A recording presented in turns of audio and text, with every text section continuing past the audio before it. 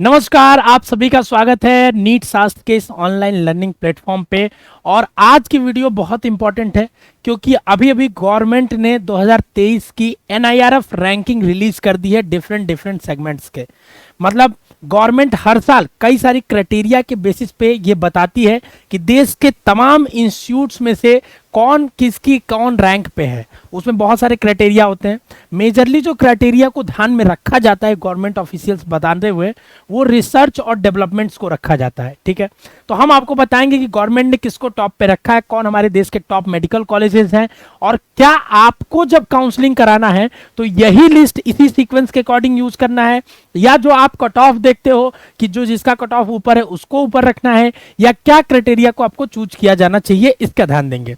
तो देखिए, सबसे पहले ये अलग अलग क्राइटेरिया के लिए हम मेडिकल की देखते हैं।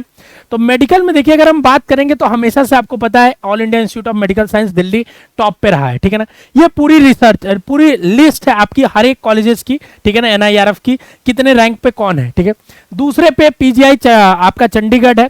अब देखिए, मैं आपको बता रहा हूं, ठीक है, ये रिलीज जो करते हैं लिस्ट, वो पूरे मेडिकल इंस्टीट्यूट्स की रिलीज करते हैं, एमबीबीएस सीट्स की बस नहीं करते हैं। ठीक है, कि एमबीबीएस कराने वाले सिर्फ कॉलेजेस की नहीं करते हैं, ये ऑफिशियल गवर्नमेंट ऑफ इंडिया के द्वारा रिलीज किया जाता है। ठीक है, तो अगर ये जैसे इसमें यहाँ सिर्फ पीजी चलता है, पीजीआई चंडीगढ़ में। ठीक है, उसके बाद देखिए सीएमसी वेल्लोर हो गया। ठीक है ना, उसके बाद आप देखेंगे यहाँ बैंगलोर, इसमें भी सिर्फ पीजी चलता है।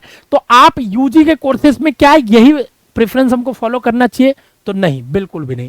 इसी सीक्वेंस को हमें नहीं फॉलो करना है। यही बताने के लिए वीडियो बनाया हूं। क्यों? इसके दो रीजन है सबसे बड़ा। ठीक है, पहला फॉरमोस्ट रीजन है कि ये जो लिस्ट बनती है, मैक्सिमम आपका जो होता है वो पीजी की पढ़ाई और वहां पे हो रहे ऑनगोइंग रिसर्च को लेके ध्यान में लिस्ट बनती है कि कौन से रिसर्च बन रहे हैं जो हमारे देश के हित में है, वहां पे कितना ज्यादा रिसर्च उसका काम हो रहा है। ठीक है, जो आपको यूजी करना है उसमें आपको मेजरली ये ध्यान देना है कि हम जहां पढ़ने जा रहे हैं वहां पे वहां की फैकल्टीज कैसी है, क्या रेगुलर क्लास लेती है फैकल्टीज, ये इस लिस्ट में नहीं होती है। क्या वहां के इंफ्रास्ट्रक्चर होती है, ये लिस्ट में इंक्लूडेड होती है लेकिन बहुत लोअर बॉटम पे उसकी मार्किंग होती है। ठीक है, क्या वहां पे बॉन्ड कंडीशन को ध्यान में रखा गया, वो इस लिस्ट में ध्यान में नहीं रखते हैं। क्या आपने पीजी सीट्स का ध्यान रखा है कि जहां आप जा रहे हो उस कोटे से, स्टेट कोटे से, तो उस स्टेट का पीजी का ध्यान में रख के ये लिस्ट बनाई गई है? नहीं, तो ये सारी लिस्ट नहीं करी गई है। नो डाउट ये देश के टॉप मेडिकल इंस्टीट्यूट्स हैं। ठीक है ना, बट आपको यूजी के लिए ये सीक्वेंस नहीं फॉलो करने, क्योंकि हमने बताया आपको क्या क्राइटेरिया होने चाहिए। ठीक है, तो हमको कैसे फॉलो करना चाहिए अगर हमको करना ही है सर? तो उसके लिए हमें क्या करना चाहिए कि बहुत बच्चे क्या करते हैं, लास्ट ईयर के रैंक को उठाते हैं और उसके बेसिस पे कर लेते हैं कि जो पिछले साल जैसे जैसे कट ऑफ गई है, second round mop up round का उठा लिया और वहां से कर लिया। लेकिन सही क्राइटेरिया क्या होता है? सही क्राइटेरिया ये होता है कि आप इस चीज को ध्यान में रखिए कि आप जिस कॉलेज में जा रहे हैं, ठीक है, एक्चुअल ऑन ग्राउंड रिपोर्ट वहां पे क्या है कॉलेज की। ठीक है, हमारे मेडिकल नेटवर्क्स में हर एक कॉलेजेस की ऑन ग्राउंड रिपोर्ट है। हम हर एक कॉलेज की एक कॉलेज प्रोफाइल बना के रखते हैं जिसमें हम पूरे उसके बारे में डिटेल में एक एक चीज समझते हैं कि उसके प्रो क्या है, कॉन्स क्या है, क्या एक्चुअली वहां पे सीनियर फैकल्टीज क्लास लेते हैं, नहीं लेते हैं, कैसा वहां पे हॉस्पिटल है, अटैच्ड है या कैंपस के अंदर है, क्या आपके यहां से वो डिस्टेंस इतना ज्यादा दूर तो नहीं है, अगर दूर है तो सच में वो वायबल है कि नहीं वहां लेने के लिए। पता चला कि आपका बहुत दूर कोई इंस्टीट्यूट है, ठीक है, आप उसमें जा रहे हो, लेकिन वो उतना बढ़िया होना भी चाहिए अगर आप दूर जा रहे हो। लैंग्वेज बैरियर, फूड बैरियर, ये सारी चीजों को ध्यान में रखना है। तो ना आपको लास्ट ईयर का कट ऑफ देखना है, ठीक है ना आपको एनआईआरएफ की रैंकिंग देखनी है, आपको अपनी सुटेबिलिटी के अनुसार देखना है। जैसे होता क्या है कि जो आपका रैंक होगा, जैसे मान लीजिए अभी रैंक आएगा रिजल्ट जैसे ही, ठीक है, अगर आप हमसे काउंसलिंग कराना चाहते हो, हमारे एक्सपर्ट्स के द्वारा 5 सालों से ज्यादा का एक्सपीरियंस है, आप देख सकते हो लाखों बच्चे हमारे पूरे एजुकेशनल इंस्टीट्यूट्स में पढ़ रहे हैं। दूसरा चैनल भी आप देख सकते हैं, हमारी पूरी वेबसाइट है, ऐप है, सारी चीजें आप देख सकते हो। तो अगर आप हमसे कराना चाहते हो तो आप इस दिए गए नंबर पे आप क्या करिए, इन पे अपना व्हाट्सएप करिए डिटेल लिख के, फिर हमारी टीम से कोई ना कोई आपको कॉल करके चीजों को समझाएगा और बताएगा, ठीक है, कि आपको कैसे काउंसलिंग को हैंडल करना चाहिए। क्योंकि ये बहुत ही एक डिसीजन है जो आपके लाइफ का ब्रेकिंग डिसीजन है, ठीक है ना, यहां से इन्फ्लेक्शन पॉइंट है लाइफ का, ठीक है ना, आप यहां से आपका एक नया करियर चालू हो रहा है। तो आपको सारे फैक्टर्स को सोचना और समझना है। आप डिसीजन कुछ भी लेना, नो डाउट, बट आप सारे फैक्टर्स को सोच और समझ के, इग्नोर किए बिना नहीं ले सकते हो।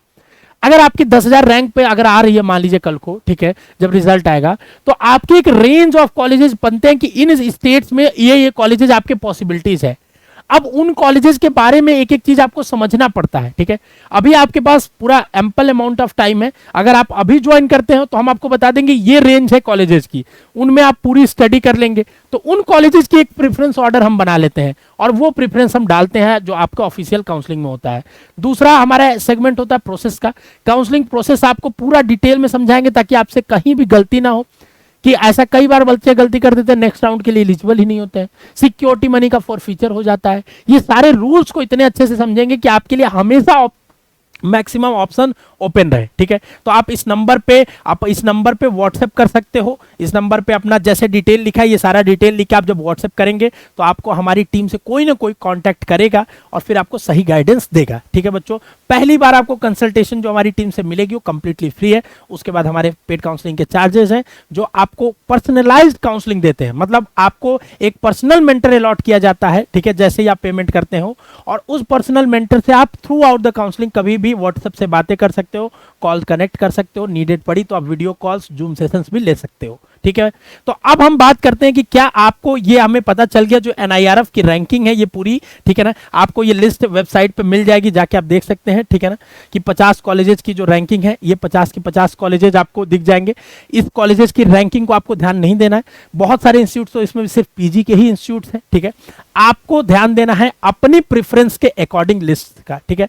तो आप इस चीज में भ्रामक नहीं आए। बहुत सारे मैंने देखा वीडियोस बनाए जा रहे हैं कि लोग कहते हैं एनआईआरएफ रैंकिंग के अकॉर्डिंग कॉलेजेस को अरेंज करो। एनआईआरएफ रैंकिंग आपको ऑन ग्राउंड रियलिटी नहीं बताती है।